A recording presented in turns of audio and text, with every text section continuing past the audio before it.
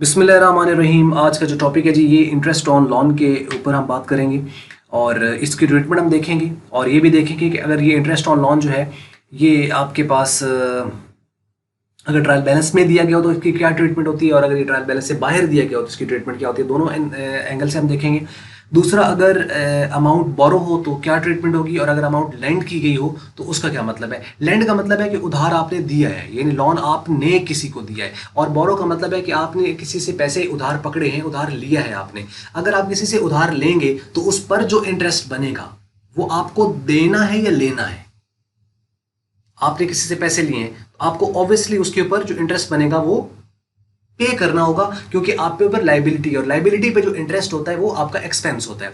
इसी तरह अगर आपने पैसे किसी को दिए और उस पर जो इंटरेस्ट अगर आप वो रिसीव करते हो तो वो फिर आपका रेवेन्यू, वो आपकी इनकम है, वो आपको उससे रिसीव करना है।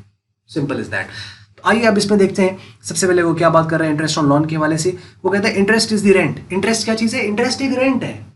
रेंट तो होता है कि जब हम कोई चीज यूज करते हैं तो उसका हम रेंट पे करते हैं। हाँ, तो ये पैसा यूज कर रहे हैं, उसका हम रेंट दे रहे हैं। इसी वजह से इंटरेस्ट क्या चीज होती है? इंटरेस्ट एक रेंट होता है। So interest is the rent for the use of money. This is the simple definition of interest. Interest is calculated by the formula. ये सिंपल इंटरेस्ट का फार्मूला है। सिंपल इंटरेस्ट आपने जो है बिजनेस मैथ के अंदर जो है वो उसको देखा होगा, उसके ऊपर भी लेक्चर्स मौजूद है, वो डिटेल में वहां पे टॉपिक आपको मिल जाएगा इसकी कैलकुलेशंस के ऊपर। नॉर्मली हम इंटरेस्ट ऐसे ही कैलकुलेट करते हैं, ये कंसिडर करते हैं कि ये सिंपल ही है जिसके साथ खास मेंशन ना हो।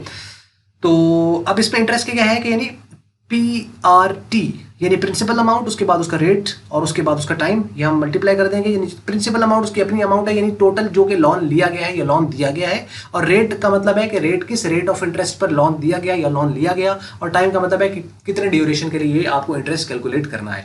वो नॉर्मली अगर 1 साल है तो फिर तो आप यहाँ खाली उसकी परसेंटेज को मल्टीप्लाई कर देंगे इसके साथ, जो कि नॉर्मली हम ऐसे करते हैं कि 1 लाख है तो 10% लेना है, तो 10% उसका लेंगे। 1 लाख का तो 10,000 आ जाएगा। लेकिन हम एक लिखते नहीं, क्योंकि एक लिखने से भी आंसर वही आना है, लेकिन वो ये वाला फार्मूला है, इसके मुताबिक हम इंटरेस्ट कैलकुलेट करेंगे। क्योंकि आपको परसेंटेज देंगे तो आपको इंटरेस्ट कैलकुलेट भी करना है और उसको ट्रीट भी करना है, तो तरीकाकार ये होगा।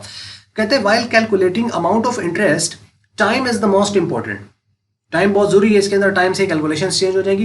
Hair time means a whole year, पूरा 1 साल होता है। If interest is to be calculated for a specific month, specified month, then formula would be. यानी अगर वो कहता है जी इतने महीनों का इंटरेस्ट निकालें, अब साल का इंटरेस्ट ज्यादा बनेगा, महीनों का कम बनेगा। साल में 12 महीने होते हैं तो आप पूरे साल का कैलकुलेट कर लें, उसको 12 पे जब डिवाइड करेंगे तो 1 महीने का आ जाएगा। अब चूंकि 1 महीने का आ गया तो जितने महीनों का चाहिए उतने महीनों से मल्टीप्लाई कर दें। अगर 2 महीने का चाहिए तो उसको 2 से मल्टीप्लाई कर दें, 3 महीनों का चाहिए तो 3 से मल्टीप्लाई कर दें, 4 का चाहिए 4 से कर दें, 9 का चाहिए तो 9 मंथ से मल्टीप्लाई कर दें। तो मतलब क्या बन जाएगा? अगर 6 मंथ्स का है तो 6/12, 3 मंथ्स है तो 3/12, 5 मंथ्स है तो 5/12, 11 मंथ्स है तो 11/12, इस तरह करके आ जाएगा। तो 12 नीचे फिक्स है, ऊपर जितने मंथ्स होंगे तो फार्मूला वही है सिंपल। ये आपका मंथ्स कैलकुलेट करने के लिए आ जाएगा, यानी मंथ्स वाइज उसका इंटरेस्ट। तो ये होगा interest is equal to principal amount, उसी तरह रेट, और जो कि 12 पे डिवाइड करके जितने नंबर ऑफ मंथ्स का निकालना है उससे हमें मल्टीप्लाई कर देना है। ये है इसका तरीकाकार। जैसे मिसाल भी दे रखी है यहाँ पे, कहता है कि calculate the interest on loan 25,000 at 12%। ये सालाना है पर एनम फॉर 3 मंथ्स, 3 महीनों का निकालना है। तो क्या करेंगे जी, यही फार्मूला लिखेंगे ये वाला, और उसमें आपके पास प्रिंसिपल अमाउंट उसकी अपनी रकम है लोन की 25,000 है, 12% आपके अमाउंट आ जाएगी, और 3/12 करेंगे उसको आप कैलकुलेट करेंगे तो ये 750 आ गया। ये जो 750 आया ना, अब डिसाइड ये करना है कि ये आपका पेएबल है या आपका रिसीवेबल है। उसके अकॉर्डिंगली नीचे यहाँ पे 2 एंट्रीज दे रखी हैं कि इंटरेस्ट आपका रिसीवेबल है या पेएबल है। अब अगर तो ये हो इफ इंटरेस्ट इज पेएबल, तो एंट्री क्या बनेगी? इंटरेस्ट आपका पेएबल है तो इसका मतलब है कि इंटरेस्ट एक्सपेंस है एक तरह का, और दूसरे ऊपर लाइबिलिटी भी है, क्योंकि पे किया नहीं है लेकिन लाइबिलिटी तो है। तो मतलब क्या है कि एक्सपेंस ट्रीट करेंगे और लाइबिलिटी ट्रीट करेंगे। तो मतलब क्या होगा कि प्रॉफिट एंड लॉस अकाउंट की डेबिट साइड पे जाएगा और बैलेंस शीट में लाइबिलिटी साइड पे जाएगा। अगर इंटरेस्ट वहां ऑलरेडी आपको ट्रायल बैलेंस में भी दे रखा है और बाहर भी आ रहा है तो फिर ये वाला इंटरेस्ट उस इंटरेस्ट में ऐड हो जाएगा। लेकिन इस बात का ख्याल रखना है कि अगर आपका ये पेएबल है तो वो जो अंदर पेड है उसमें ऐड होगा, अगर ये रिसीवेबल है तो अंदर अगर रिसीव्ड जो क्रेडिट साइड पे दिया होता है उसमें जाके ऐड होगा। तो ये आपने देख लिया, दोनों इंटरेस्ट भी हो सकते हैं। बाज़ दफ़ा एक लिखा होता है ट्रायल बैलेंस में इंटरेस्ट और आगे डेबिट में भी लिखा होता है, क्रेडिट में भी लिखा है। इसका मतलब है कि जो डेबिट वाला है ये हमने पे किया हुआ है और जो क्रेडिट में है ये हमने रिसीव किया हुआ है। तो मतलब दोनों पेड और रिसीव दोनों इंटरेस्ट दे रखे होते हैं, तो उससे कंफ्यूज नहीं होना। अगर एक ही नाम लिख के वो आगे 1-2 कॉलम में दोनों रकम लिख दे तो वो इसका ये मतलब होता है। एनी हो, ये आपको समझ लगी होगी। अब इसमें अगर तो पेएबल है तो मतलब लाइबिलिटी और एक्सपेंस, और अगर रिसीवेबल है तो फिर इसका मतलब रिसीवेबल को हम डेबिट करेंगे और इंटरेस्ट हमारा रेवेन्यू है, इसको हम क्रेडिट कर देंगे। तो यानी एसेट और रेवेन्यू, तो मतलब प्रॉफिट एंड लॉस अकाउंट की क्रेडिट साइड पे आ जाएगा और बैलेंस शीट में करंट एसेट साइड पे आ जाएगा। ये इसकी ट्रीटमेंट इस तरह हो जाएगी। अब इसके वाले से बड़े इंपॉर्टेंट कुछ पॉइंट्स हैं जो मैंने यहाँ लिख दिए हैं, आइए इसको डिस्कस कर लेते हैं।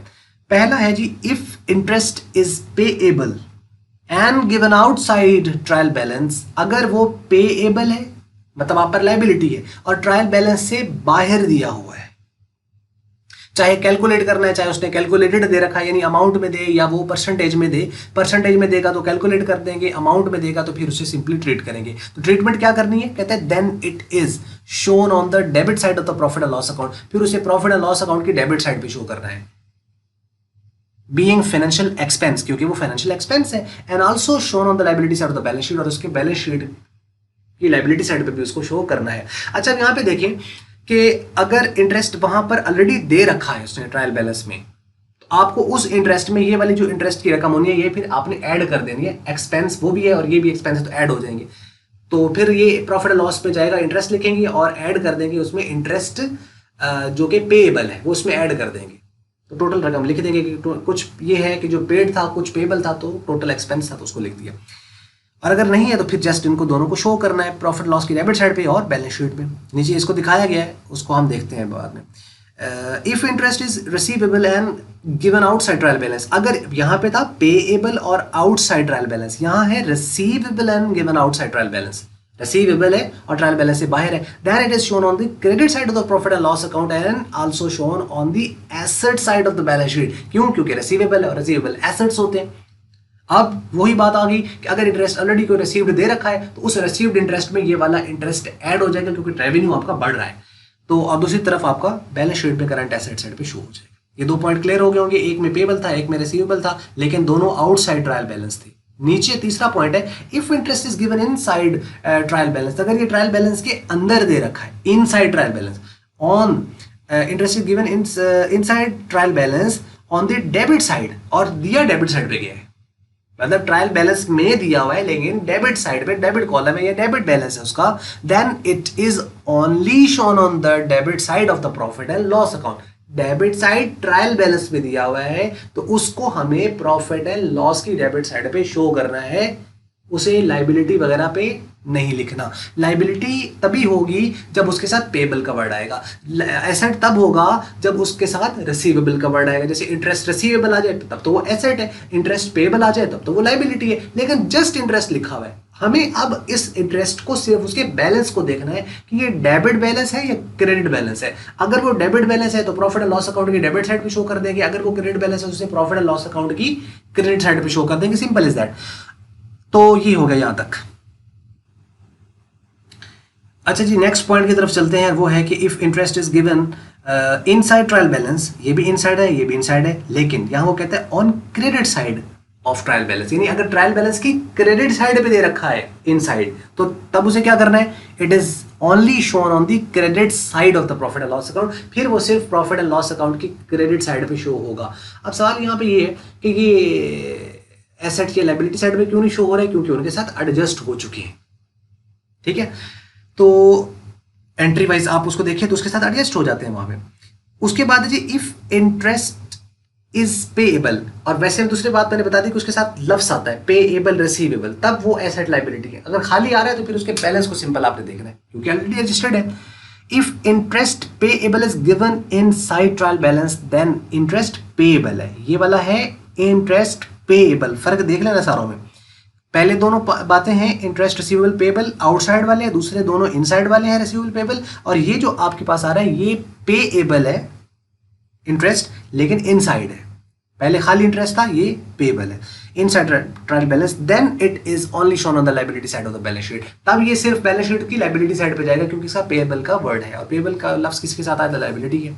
If interest receivable is given, अब इंटरेस्ट रिसीवेबल के नाम से अंदर दे रखा है ट्रायल बैलेंस के अंदर, then it is only shown on the asset side of the balance sheet, तब इसको सिर्फ बैलेंस शीट की एसेट साइड पे इसको शो कर देंगे। ये था। अब इसको नीचे इसी को आप देख लें कि बात करते हैं कि adjustment when the interest payable, when interest is payable, तो क्या होगा, ट्रेडिंग और प्रॉफिट एंड लॉस अकाउंट, यानी असल में प्रॉफिट एंड लॉस अकाउंट है उसकी ये डेबिट साइड पे शो हो जाएगा, पेएबल जो हुआ, और यानी डेबिट साइड पे आएगा क्योंकि एक्सपेंस है, और दूसरी तरफ ये पेबल है, लायबिलिटी भी है। अगर इंटरेस्ट आपके ट्रायल बैलेंस में और भी दिया हुआ है तो ये वाला इंटरेस्ट उसमें ऐड होकर लिखा जाएगा, फिर रकम यहाँ लिखेंगे और ऐड करके उसको फाइनल रकम यहाँ शिफ्ट कर देंगे, जैसे हम प्रीवियस वीडियो में करते आए हैं।